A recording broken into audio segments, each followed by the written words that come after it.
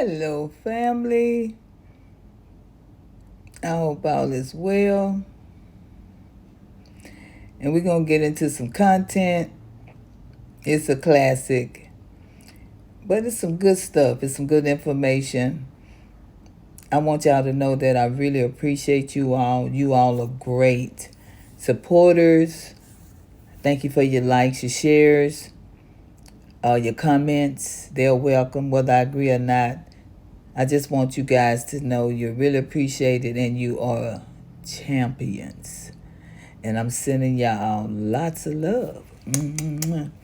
So this is classic. It's about like a Donahue show set up. They asking questions. I guess the white people trying to understand black people trying to educate white people, as we always do. Did it do any good? No, because this was in the 60s and now we still 2000 and we're still fighting about the same thing. We still complaining about the same thing, that we want Pharaoh to let us go. But even if they don't, God is fin to judge our oppressors. All right, we're going to get into the content and I'll make my reaction. Cast, you shall pay for the past. That's his neighborhood as he sees it. Mr. Meek, why do you suppose that it's actually been relatively cool in Chicago this summer? Is it because things are better in Chicago than other cities? Well, first of all, the question of cool is relative, because what the white media and the white power structure means by cool means that on the surface they don't see anything. But there's revolutionary ferment in Chicago, perhaps more so than any other city. Well, why hasn't it erupted, sir? That's a question you might ask the white folks. See, because we don't go around advocating rights, we advocate revolution. And a revolution takes the form that's necessary for it to be victorious.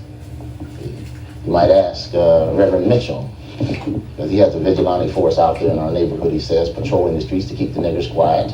Well, Reverend Mitchell is here, and you did mention him in your film, too. I think we should right now go to Reverend Mitchell. You can stand, sir, if you like. It's easier, I think. Yes. My name is Reverend Mitchell, president of the North Star United Missionary Witness of America on the Chicago West Side. The Bible says that every man be persuaded by his own opinion, but don't let it be a good one. We realize and understand. Reverends come with the book, but they look at you as the one that worked in the house.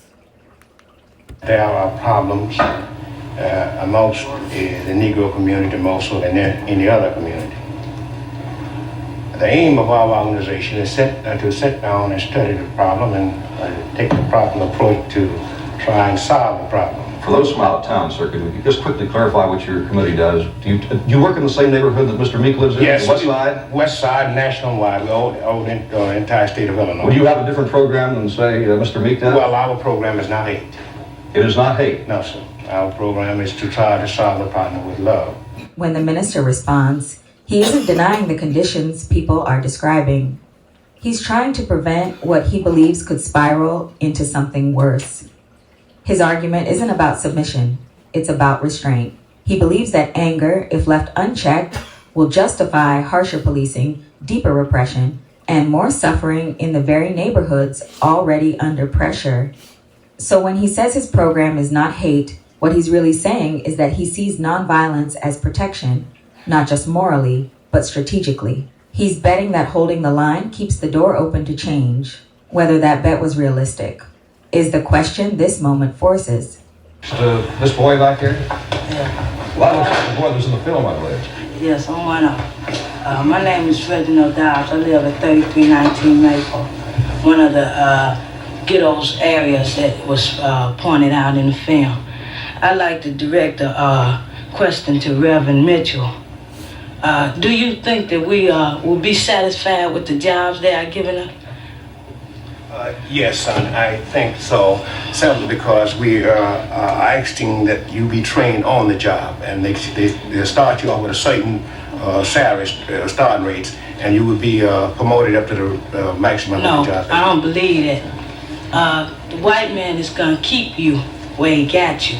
You're not going no higher than he wants you to go, and we ain't gonna settle for nothing but all the way. And about this violence and non-violence. I'm for violence.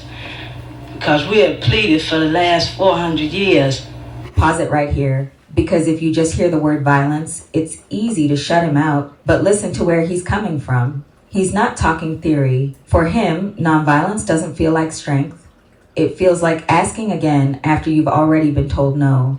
So when he says he's for violence, it's not because he wants chaos. It's because he doesn't believe anything else is being taken seriously. That kind of thinking doesn't come from nowhere. It comes from growing up in it. And once someone gets there, telling them to be patient doesn't sound calm or wise. It sounds like you're not hearing them. What would you say to a boy like that? Because this happens to be, coincidentally, the young man in the group that Mr. Meek said you did not speak for him. How would you talk to a young boy like that? Well, I would say I would definitely have to use the Bible, Mr. Duncan. Yeah. Well, this is my one way. I ain't no Uncle Tom. Well, See, salvation you is can't fixed. brainwash me. Jesus said, first you seek the kingdom of heaven and his righteousness, and all of these things will be added. Heaven is on earth, mind you, brother. Yeah. Let me see. You have anything more? How about the other lad? Where you gonna go when we start revolution? Whose side are you gonna be on? Are you still gonna be on your knees begging for us jobs? As Mr. Meek said, he wouldn't just die standing on his feet rather than to die on his knees. I will die standing up for God. But God is standing in second stand. Okay. Have God ever told you to let this white man rule you like he is? Well, young man, you first must be born again. God is a spirit. I ain't born again. I ain't got to be born again. See, I was born in a new generation. Your mother could have brainwashed you, but can't nobody brainwash me. I'm ready. It's gonna take young boys like us to win the revolution. The white peoples realize today that they was wrong for enslaving the Negro. The great mass. Let me finish. I'll wait. Why, if you so militant and so intelligent, why don't you? Unmitigated fool. I thought you were more intelligent. I'm intelligent enough that I don't want to listen to your drivel. May I finish, young man, question? Son, I'm sure that the great mass of the white people realizes that they was wrong for enslaving the Negro. Let's get this lady back here. My name is Jean Williams, and I'm a civil rights lawyer. What has kept Chicago from erupting has been the open suppression and Gestapo-like tactics that the Chicago policemen have initiated in the black neighborhoods. Wherever there are 5 or more Negroes congregated, they move in, they break up those groups. I know what I'm talking about. They break up those groups and they shuttle everybody off to jail. Now, sooner or later, there are going to be enough families deprived of their breadwinners and their loved ones that Chicago isn't going to be cool, regardless of how much praying Reverend Mitchell does. We have a Chicago police official here. And this is what we want everyone to know that immigrated to this country. We the one was discriminated against. The black Americans, nobody else. That's all you see there fighting. Commander, to respond to the charge about police repression in Chicago this summer. Is there an official of the Chicago Police Department who could answer that? I'm sorry, I'm here. That's all right. Fine. Go ahead, son. As I was going back to see, he pointed out for me that I could go back when I want to. Go back to where? Huh? If you weren't free, you can go anywhere you like. Go anywhere Sir, you could you want. stand up? We can't hear you. Could you stand up over there by the microphone? You mean to Africa? Do you mean to Africa? Do you mean to Africa? We are not Africans no more. You have raped our great-grandmothers and stuff and changed us. Excuse me. We are not, okay, let me finish. And gave us a name as a Negro. I am not a Negro. A Negro is a person with a slave at the man. I just want to tell you that. And don't say nothing else to me. Sir, did you want to say something, miss? Okay, this lady back here, please.